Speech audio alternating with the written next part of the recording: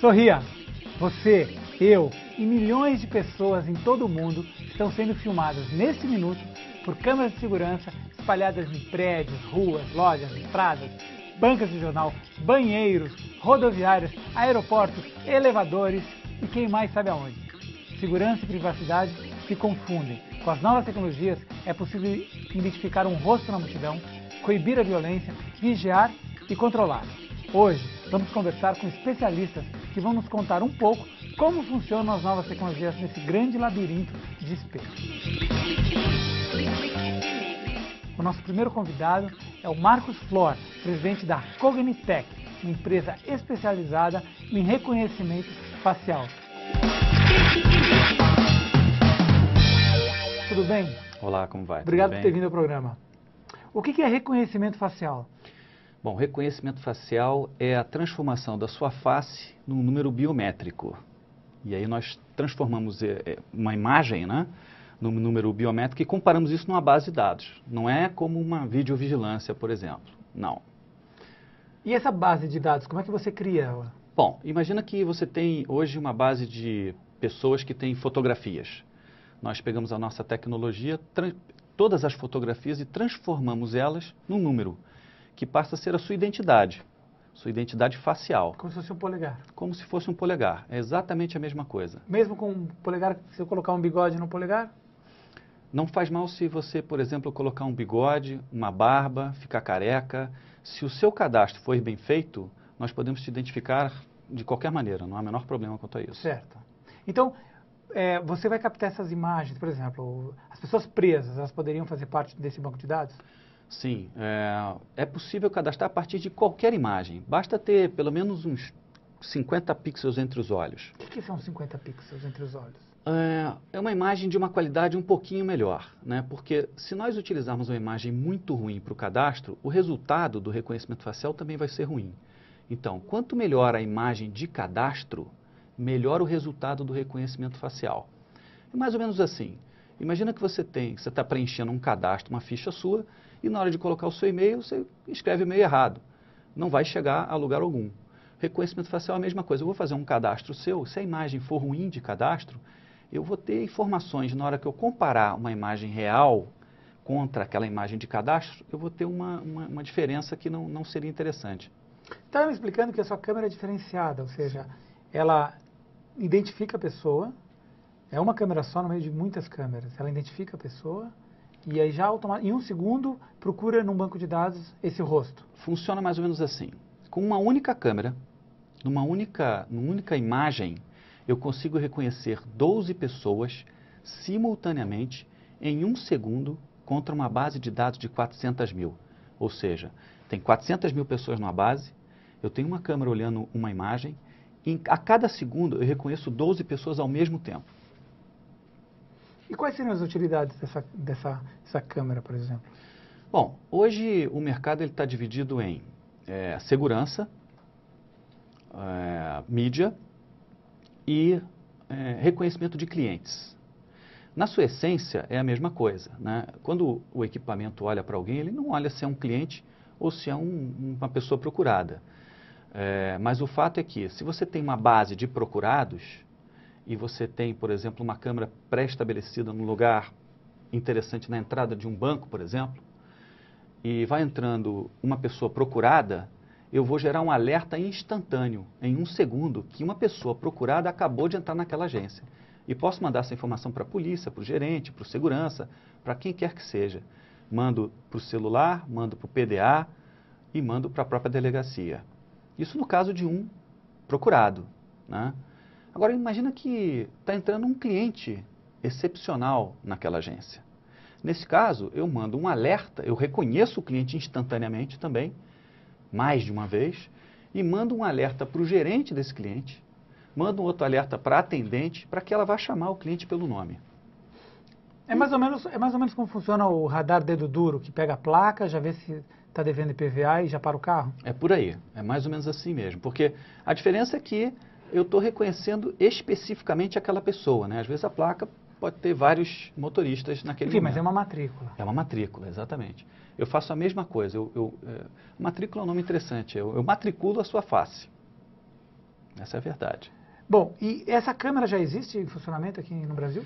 Na verdade, a câmera é um modelo, né? As câmeras que utilizam o reconhecimento facial da melhor maneira são câmeras que nós chamamos de GigaVision. Qual é a diferença? Uma câmera tradicional, ela comprime a imagem quando entra no computador e descomprime depois. Isso é como se eu pegasse o seu documento, amassasse ele todo, desamassasse, a imagem vai ficar ruim. Câmeras GigaVision, elas não comprimem a imagem.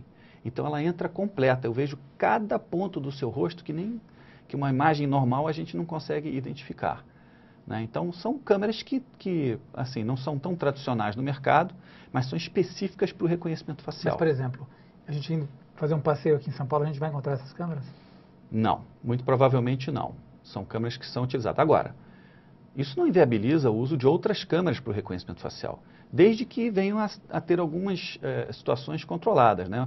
Uma iluminação relativamente controlada, um ambiente que você não quer reconhecer várias pessoas ao mesmo tempo, você vai reconhecer uma pessoa em um determinado ponto, simplesmente porque a imagem não é boa, né? A imagem normalmente dessas câmeras não é então boa. essa câmera de reconhecimento facial, ela ainda não está funcionando.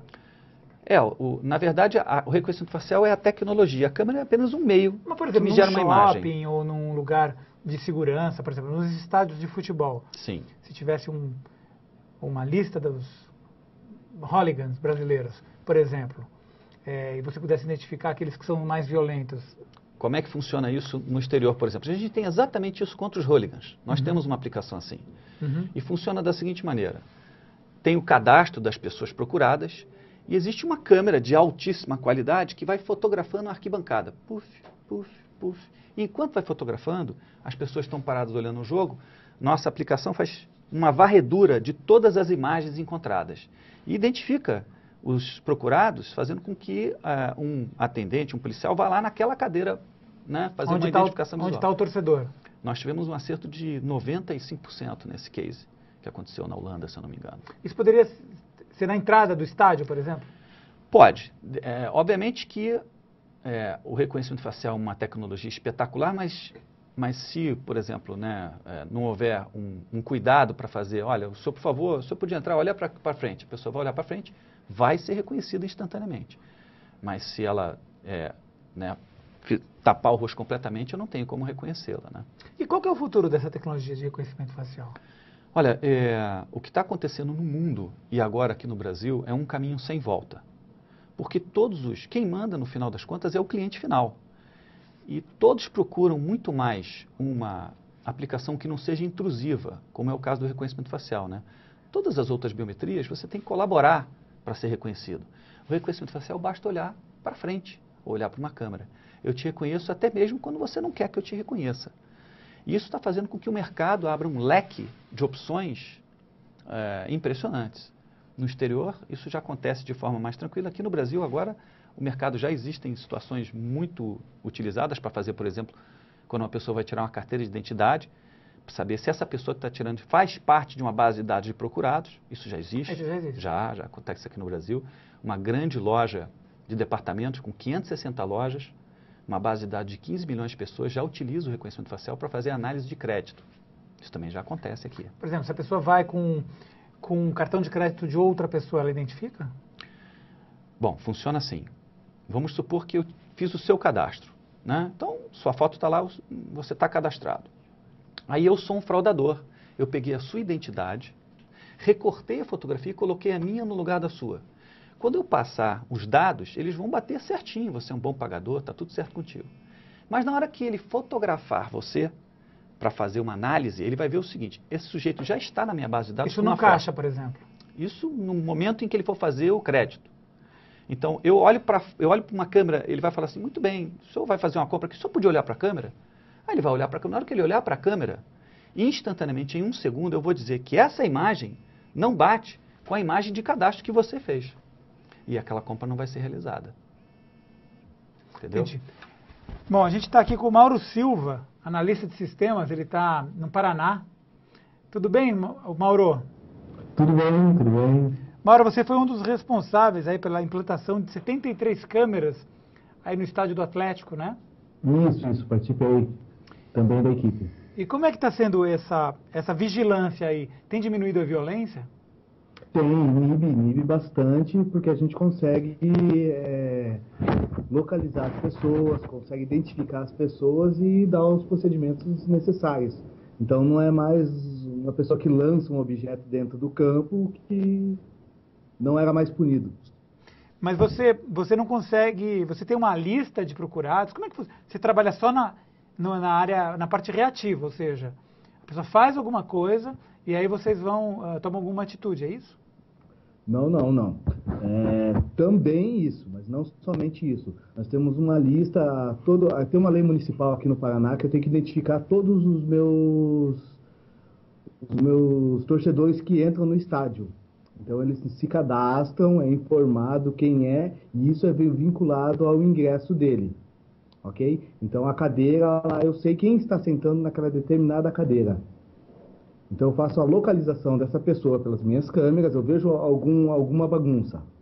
Eu vou lá com a minha câmera, capto a imagem, identifico essa pessoa e daí tem os procedimentos de ir lá com os policiais, com a nossa segurança interna e fazer os procedimentos. E isso vai ser ter uma punição para essa pessoa. E como você vê essas câmeras de reconhecimento facial aí no estádio? Algo muito interessante, é viável, é alguma coisa muito boa. A gente já tem um levantamento, um estudo, mas ainda é questão de custos e planejamento. Mas é algo que é uma tendência futura, com certeza. E como é feito o monitoramento? É só quando tem jogos? É nos entornos do estádio? Não. Eu tenho o meu monitoramento, como eu tinha te falado. Essa lei municipal me obriga até a minha venda do meu ingresso. Então eu tenho que cadastrar o meu torcedor que vem no estádio desde o momento que ele comprou o ingresso, lá 3 dias antes do jogo. Eu já sei que aquela pessoa vai estar sentada numa determinada carteira no domingo no jogo. Ou hoje à noite, no caso que nós vamos ter o jogo aqui. O reconhecimento facial está substituindo a assinatura? As senhas? Olha, eu asseguro que isso vai acabar acontecendo sim, né? A tecnologia está cada vez mais aprimorada. Eu diria que há 5 anos atrás era uma realidade. Hoje é completamente diferente. Dentro em breve, a sua identidade vai ser a sua face. E você não precisa assinar, não precisa fazer absolutamente mais nada. Vai precisar olhar para uma câmera e ser reconhecido instantaneamente, né? Isso é um fato. Mas, obviamente, que a assinatura é até por uma questão de... Mauro disse que esse custo ainda é bastante elevado. Quanto custa uma câmera dessa? Olha, as câmeras, né, são câmeras que giram em torno de uns $4.800, com todos os impostos incluídos aqui no Brasil. Câmeras. A câmera. Câmera, né? Mas a tecnologia, ela varia, né? Depende do tamanho da base de dados que nós vamos cadastrar e da quantidade de câmeras que serão colocadas, né? Mas, normalmente, em situações de grandes projetos, o valor é absolutamente competitivo. Quando se trata de situações menores, como, eu quero colocar o reconhecimento facial para abrir a porta da minha casa, esse ainda não é um mercado que o reconhecimento facial atinge. É possível eu acessar as câmeras aí do Atlético pela internet, não? Uma pessoa comum? Sim, conseguimos sim. Eu posso ver da minha casa, o nosso diretor de patrimônio e segurança, ele acessa de casa e faz todo o controle. Mas o torcedor não consegue ter acesso a essas câmeras? Não. Isso é procedimento interno nosso. Nós temos disponibilizado via web, sim. E vocês têm parceria com a Polícia Militar? Sim. Temos com a Polícia Militar e Polícia Civil. E nos jogos tem até o juizado especial que está aqui dentro do estádio também. A gente vai fazer um pequeno intervalo e daqui a pouquinho a gente volta. Para assistir ao Clique Ligue pela televisão, acesse o portal da TVT e veja como sintonizar a programação em sua cidade. E para falar com a gente, você já sabe, o nosso e-mail é cliqueligue@tvt.org.br e o Twitter é @RedeTVT. Só falta você fazer parte aí da nossa rede. A gente volta já já.